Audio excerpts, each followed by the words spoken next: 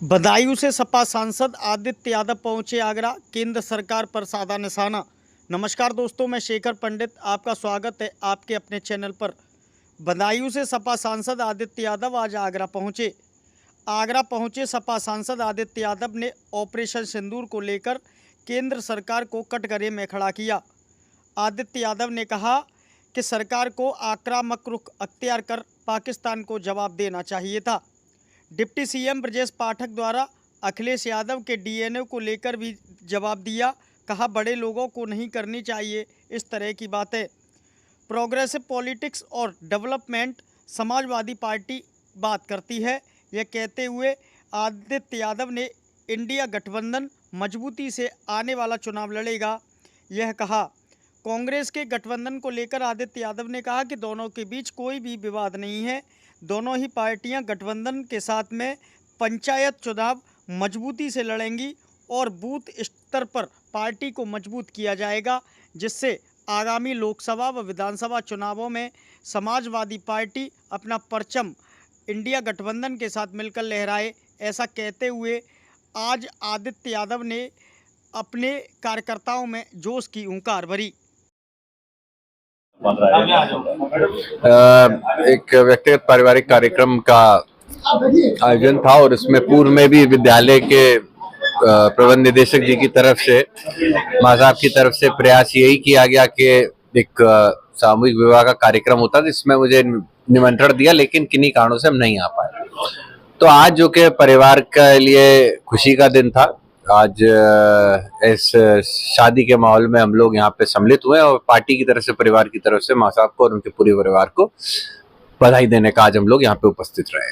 हिंदुस्तान पाकिस्तान की जो वॉर हुई उसके बाद में जिस तरह का राजनीति हुई, कहीं ना कहीं भारतीय जनता पार्टी पूरी जगह सिंदूर करके अभियान चला रही है, किस रूप में देखते हैं? देखिए, इसको राजनीतिकरण करने का प्रयास किया जा रहा है, लेकिन हर पार्टी की, हर व्यक्ति की क्या मंशा रही वो जनता के सामने आ चुकी है। दुर्भाग्य ये है कि जिस चीज को हम लोग जड़ से खत्म कर सकते थे, जहां वाकई में सही मायने में अपने बेकसूर लोगों का, देशवासियों का जो खून बहा है, उनके खून का बदला लेने के लिए जो मौका दिया था, शायद उस पर कहीं ना कहीं खरे नहीं उतर पाई सरकार, और सरकार को आक्रामक रुख लेते हुए जवाब देने का प्रयास करना चाहिए था। भाजपा के डिप्टी सीएम ब्रजेश पाठक ने भी डीएनए को लेकर सवाल किया था। देखिए, राजनीति के अंदर इतनी छोटे शब्दों का प्रयोग बड़े लोगों के लिए और बड़े लोगों द्वारा नहीं किए जाना चाहिए। ये दोनों ही तरफ से दुर्भाग्यपूर्ण होता है। आने वाले, जैसे हम लोग युवा हैं, आने वाली पीढ़ी है, हम लोग जो बात है, राष्ट्रीय अध्यक्ष जी बार बार कहते हैं, प्रोग्रेसिव पॉलिटिक्स की तरफ हम लोग देखते हैं। हम लोग डेवलपमेंट, समाज के अंदर एक जुटता, भाईचारा बना रहे, इसके ऊपर हम काम करते हैं। लेकिन ऐसी बयान और ऐसी बातों से मैं समझता हूँ ये भाईचारा स्वार्थ बिगड़ने का और काम होता है, ना कि बनने का। तो इन सब चीजों पे अंकुश लगाना चाहिए।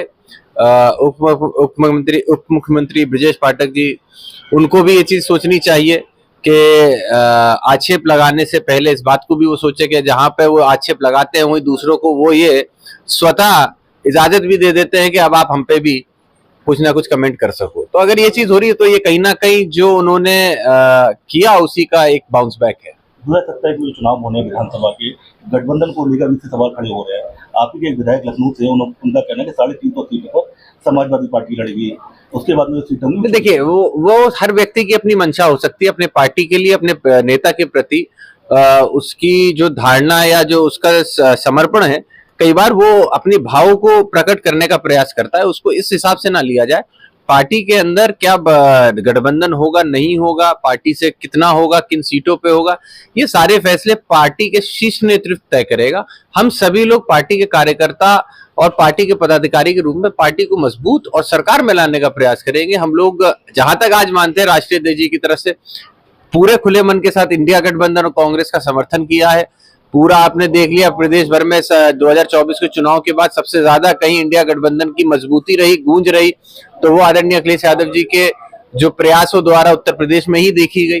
तो निश्चित तौर पे हम लोग आगे भी गठबंधन में रहेंगे। कांग्रेस के सहारनपुर से सांसद इमरान मसूद, उनका भी कहना है कि हम कोई भीख नहीं मांग रहे हैं और मुस्लिमों की राजनीति समाजवादी पार्टी के। देखिए, ये सभी लोग जितने भी आप नाम ले रहे हैं, ये लोकल पॉलिटिक्स और लोकल अपनी जो उनकी मंशा है उनके बारे में बात कर रहे हैं। क्या जो दो नेता या जो शीर्ष नेतृत्व है, क्या उनमें से किसी ने एक दूसरे के लिए क्या कोई टिप्पणी करी? नहीं कही। तो ये कहीं ना कहीं प्रयास, अगर कहीं पे छोटी सी आंच भी होती है तो उसको आग जैसा व्यापक रूप देने का प्रयास भारतीय जनता पार्टी भी करती रहती है और कई जगहों से प्रयास किए जाते हैं। लेकिन ये बड़ी ताकत इंडिया गठबंधन बन चुका है। मुझे लगता है कि आने वाले समय में भी ये बड़ी ताकत रहेगा। पंचायत चुनाव होने जा रहे हैं, क्या तैयारी है समाजवादी? समाजवादी पार्टी की बूथ स्तर तक तैयारियां हैं। समाजवादी पार्टी अपने पंचायत चुनाव से लेके सभी चुनाव में सक्रिय रूप से चुनाव लड़ेगी। 27 को लेकर के प्रभारी हम लोगों ने विधानसभाओं पे नियुक्त इसीलिए किए हैं कि सिर्फ विधानसभा ही नहीं बल्कि जो नीचे के चुनाव है उसमें भी सामंजस्य और समन्वय बन सके। ये वो चुनाव है जो हमारे ग्रामीण क्षेत्रों की क्या आने वाले समय में विकास होगा इसकी एक नींव रखने का काम करते हुए चुनाव निश्चित तौर पर प्रदेश के लिए बहुत महत्वपूर्ण होंगे। इसकी संभावना जताई जा रही है प्रदेश सरकार इस बार ब्लॉक प्रमुख और जिला पंचायत अध्यक्ष का चुनाव जनता से करा लेगी, तो समाजवादी पार्टी का क्या स्टैंड है? देखिए, पार्टी का क्या स्टैंड है उससे पहले हमें ये जानना होगा क्या इतने कम समय में क्या ये चुनाव हुए जा सकते हैं, क्या उसके लिए जो हमें कार्रवाइयां करनी होगी, जो कानूनी दाव पेच हैं या जो नियमितताएं हैं, क्या हम उनको पूरा कर पा रहे हैं, नहीं कर पा रहे हैं। आप उसको लागू करने से पहले आप उसको सर्वे करोगे, आप सर्वे नहीं करोगे, किस तरीके का रिस्पॉन्स मिल रहा है, नहीं मिल रहा, कई सारी चीजें होती हैं। जैसे आज हम लोग बात करते हैं वन नेशन वन इलेक्शन की, वन नेशन वन इलेक्शन अगर वो एग्जीक्यूट भी करेंगे तो 2034 में जाके लागू होगा। तो चीजों को समय लगता है, धरातल पे उतरने में व्यवस्था को समय लगेगा। इसीलिए मैं समझता हूं अभी ऐसा कुछ होगा नहीं, चुनाव इस बार ऐसे ही होगा। लेकिन हाँ, जनता से अगर होता है तो निश्चित ही जनता को इसका फायदा मिलेगा।